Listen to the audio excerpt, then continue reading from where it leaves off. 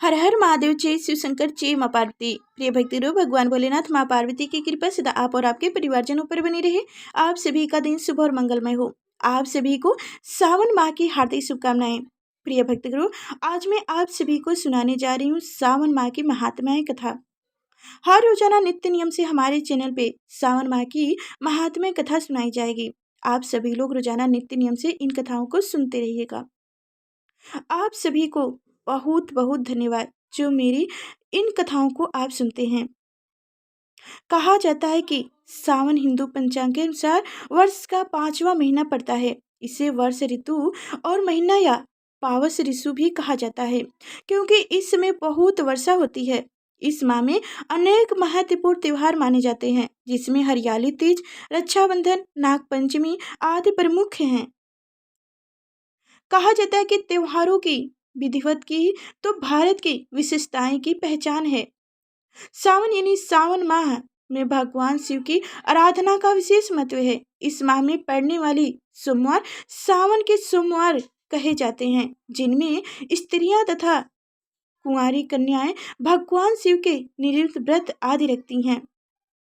जब संतन कुमार ने भगवान शिव से उन्हें सावन महीना प्रिय होने का कारण पूछा तो भगवान भोलेनाथ ने बताया कि जब देवी सती ने अपने पिता दक्ष के घर में योग शक्ति से शरीर त्याग दिया था, उससे पहले देवी सती ने महादेव को हर जन्म में पति के रूप में पाने का प्रण कर रखा था। अपने दूसरे जन्म में देवी सती ने पार्वती के नाम से हिमाचल और रानी मैना के घर में पुत्री के रूप में जन्म लिया।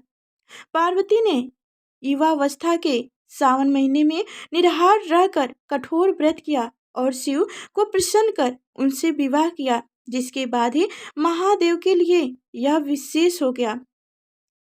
वही मार्कंडेय ऋषि के पुत्र मार्कंडेय ने लंबी आयु के लिए सावन माह में ही घोर तप कर शिव की कृपा प्राप्त की थी, जिससे मिली मंत्र शक्तियों के सामने मृत्यु के देवता यमराज भी नतमस्तक हो गए थे। भगवान शिव को सावन का महीना प्रिय होने का अन्य कारण यह भी है कि भगवान शिव सावन के महीने में पृथ्वी पर अवतरित होकर अपने ससुर के यहाँ गए थे। वहाँ उनका स्वागत अर्घ्य और जल अभिषेक से किया गया था।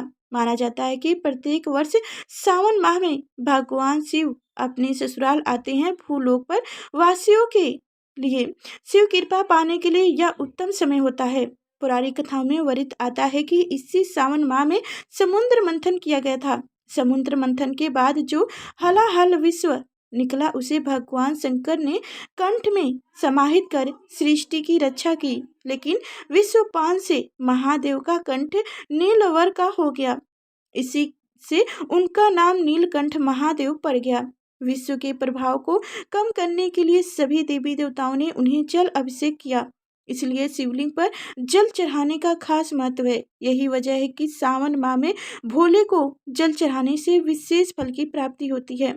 शिव पुराण में उल्लेख है कि भगवान शिव स्वयं ही जल हैं, इसलिए उनकी अभिषेक के रूप में आराधना और उत्तम फल से जिनमें कोई संदेह नहीं है। शास्त्रों में वर्णित है कि सावन महीने में भगवान विष्णु योग निद्रा में चले जाते हैं, इसलिए यह समय भक्तों, साधु संतों सभी के लिए अमूल्य होते हैं। यह 4 महीने में होने वाला एक वैदिक यज्ञ है, जो एक प्रकार का पौराणिक व्रत है, जिसे चौर मास भी कहा जाता है। तत्पश्चात सृष्टि के संचालन का उत्तरदायित्व भगवान शिव ग्रहण करते हैं, इसलिए सावन के प्रधान देवता भगवान शिव बन जाते हैं। सावन माह में भगवान शंकर की पूजा उनके परिवार के सदस्यों संग करनी चाहिए। इस माह में भगवान शिव के रुद्र अभिषेक का विशेष महत्व है, इसलिए इस माह में प्रत्येक दिन रुद्र अभिषेक किया जा सकता है, जबकि अन्य माह में शिववास का मुहूर्त देखना पड़ता है। भगवान के रुद्र अभिषेक में जल, दूध, दही, शुद्ध घी, शहद, शक्कर या चीनी, गंगा जल तथा गन्ने के रस आदि से स्नान कराया जाता है। अभिषेक कराने के बाद बेलपत्र, सामी पत्र, कुसा तथा दूब आदि से शिव जी को प्रसन्न करते हैं। अंत में भोग धतूरा श्रीफल भोलेनाथ को भोग में रूप में चढ़ाया जाता है।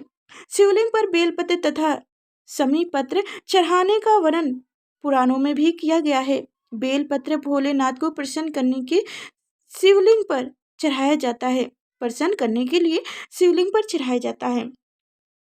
आग का एक फूल शिवलिंग पर चढ़ाने से सोने के बराबर का फल मिलता है। 1000 आग के फलों की अपेक्षा एक कनेर का फूल, 1000 कनेरों के फूलों के चढ़ाने की अपेक्षा एक बेल पत्र से दान का पुण्य मिल जाता है। 1000 बेल पत्रों के बराबर एक द्रोह या गुमा फूल फलदायी होता है।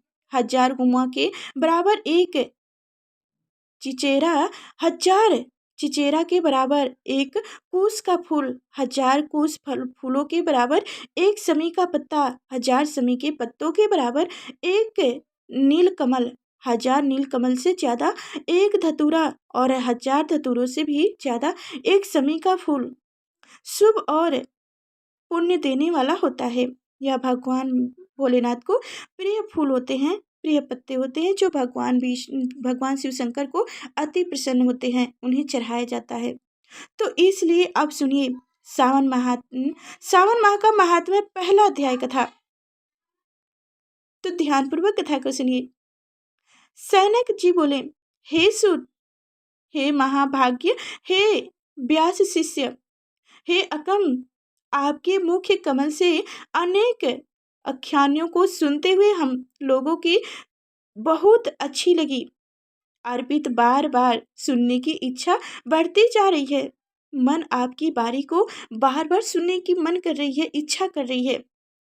तुला राशि में स्थित सूर्य में कार्तिक मास का महात्म्य, मकर राशि में माघ मास का महात्म्य और मेघ राशि में स्थित सूर्य में वैशाख माह का महात्म्य और इसके साथ उन मासों को जो भी धर्म है उन्हें आपने भली बात कह दिया। यदि आपके मत में इनसे भी अधिक महिमाएं कोई माह हो तथा भाग्य प्रिय कोई धर्म हो तो आप उसे अवश्य कहिए, जिसे सुनकर कुछ अन्य सुनने की हमारी इच्छा न हो। व्यक्ति को श्रद्धालु श्रेष्ठ के समक्ष कुछ भी छिपाया नहीं जा सकता है। सूत जी बोले, हे मुनियों, आप सभी लोग की बात सुनकर हमें बहुत आनंद हुआ, बहुत संतुष्ट हुआ। आप लोगों के समक्ष मेरे लिए कुछ भी गोपनीय नहीं है। दम्भ रहित होना, आस्तिकता, सत्ता का परित्याग, उत्तम भक्ति सुनने की इच्छा, विनम्रता, ब्राह्मणों के प्रति भक्ति, प्रायणा, सुशीलता, मन की स्थित पवित्रता, तत्प्रेमता और अनुसूया, ये सोतों के 12 गुण बताए गए हैं। ये सभी आप लोगों में विद्वान है। अंत में आप लोगों पर प्रसन्न होकर उस तत्व का वर्णन करता हूँ।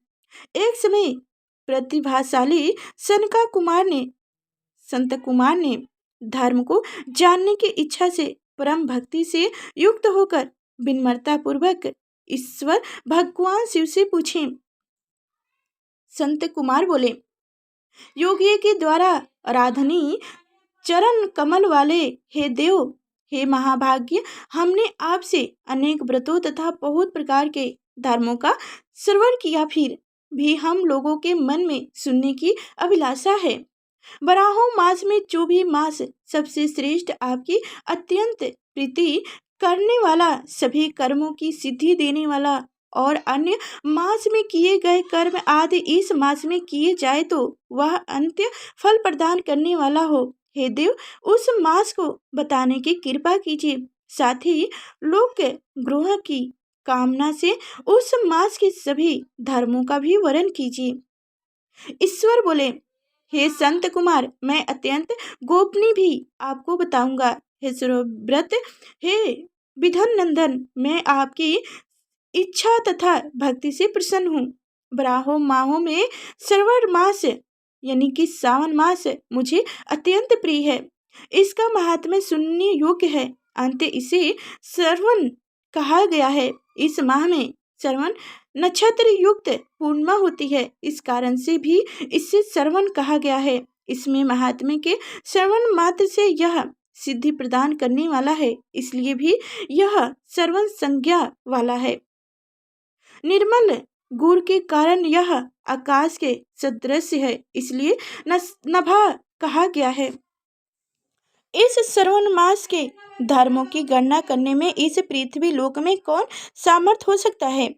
जिसके फल का संपूर्ण रूप से वर्णन करने के लिए ब्रह्मा जी 4 मुख वाले हुए, जिनके फल की महिमा को देखने के लिए इंद्र 1000 नेत्रों से युक्त हुए, और जिनके फल को कहने के लिए शेषनाग 2000 जिज्ञाओं से संपन्न हुए। अधिक कहने से क्या प्रयोजन। इनके महात्म्य को देखने और कहने में कोई भी सामर्थ्य नहीं है। हे मुनि, अन्य मास इनकी एक कला को भी नहीं प्राप्त होते हैं।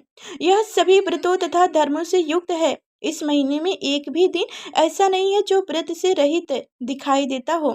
इस माह में पर्याप्त सभी तिथियों व्यक्ति व्रत युक्त है।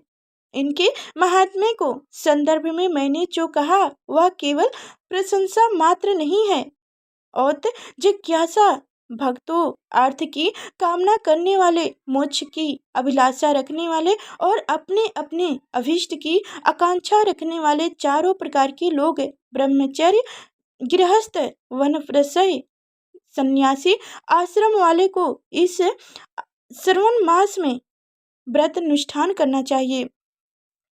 संत कुमार बोले, हे भगवान, हे सत्तम, आपने जो कहा कि इस मास में सभी दिन एवं तिथियों व्रत रहित नहीं है, तो आप उन्हें मुझे बताइए, किस तिथि में और किस दिन में कौन सा व्रत होता है, उस व्रत का अधिकारी कौन है, उस व्रत का फल क्या है, किस किस ने उस व्रत को किया, उनके उद्यापन की विधि क्या है, प्रधान पूजन कहा हो सकता है, जगराता करने की क्या विधि है, उसका देवता कौन है, उस देवता की पूजन कहाँ होनी चाहिए, पूजन सामग्री क्या क्या होनी चाहिए, और किस व्रत का कौन सा समय होना चाहिए।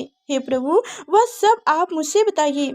यह मास आपको प्रिय क्यों है, किस कारण यह पवित्र है, इस माह में भगवान का कौन सा अवतार हुआ, यह सभी मासों से श्रेष्ठ कैसे हुआ, और इस मास में कौन कौन धर्म अनुष्ठान के योग्य है।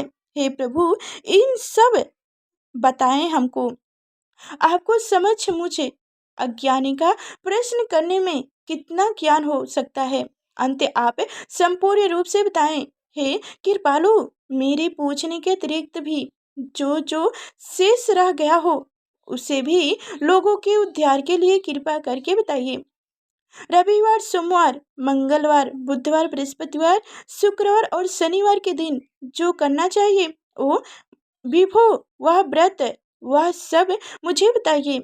आप सबके आदि में विभूत हैं, अंत आपको आदि देव कहा गया है। जैसे एक ही विधि बाधा से अन्य की विधि बाधा होती है, वैसे ही अन्य देवताओं के अल्प देव तत्व के कारण आपको महादेव माना गया है।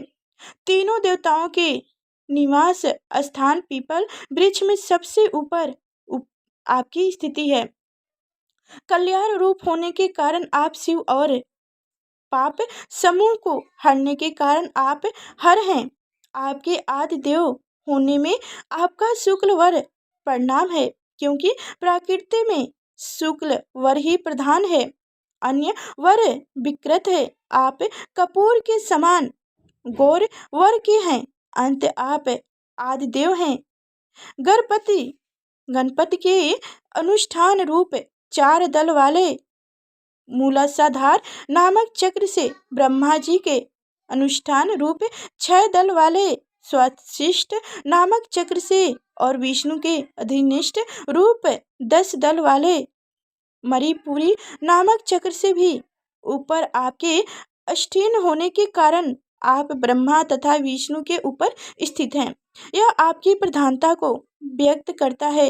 हे देव, एकमात्र आपकी ही पूजा से पंचायत पूजा हो जाती है। जो कि दूसरे देवता की पूजा से किसी भी तरह संभव नहीं है। आप स्वयं शिव हैं। आपकी बाईं जांघ पर शिव शक्ति स्वरूपा दुर्गा, दाईं जांघ पर गणपति, आपके नेत्र में सूर्य तथा हृदय में भक्तराज भगवान श्री हरि विराजमान हैं। अन्न के ब्रह्मा रूप होने तथा रस के विष्णु रूप होने और आपके उसका भक्ति होने के कारण हे ईश्वर, आपके सर्वश्रेष्ठ तत्व में किसे संदेह हो सकता है। आपको विरक्त युक्त शिक्षा देने हेतु आप शमशान में तथा पर्वत पर निवास करते हैं। ऐसा महाशिव ने कहा। हे जगत का संहार करने वाले हलाहल को गले में किसने धारण किया? महाप्रलय की कली अग्नि को आपने मस्तक पर धारण करने में कौन सामर्थ्य था? संसार रूप संघाकूप में पतन को हेतु कामदेव को किसने भस्म किया? आप ऐसे हैं कि आपकी महिमा एवं वर्णन करने में कौन सामर्थ्य है? एक तुच्छ प्राणी में करोड़ों जन्मों में भी आपके प्रभाव का वर्णन नहीं कर सकता। अंत आप मेरे ऊपर कृपा करके मेरे प्रश्न को बताइए। इस प्रकार श्री स्कंद पुराण के अंतर्गत ईश्वर संत कुमार संवाद में सावन मास महात्म्य में पहला अध्याय पूर्ण हुआ।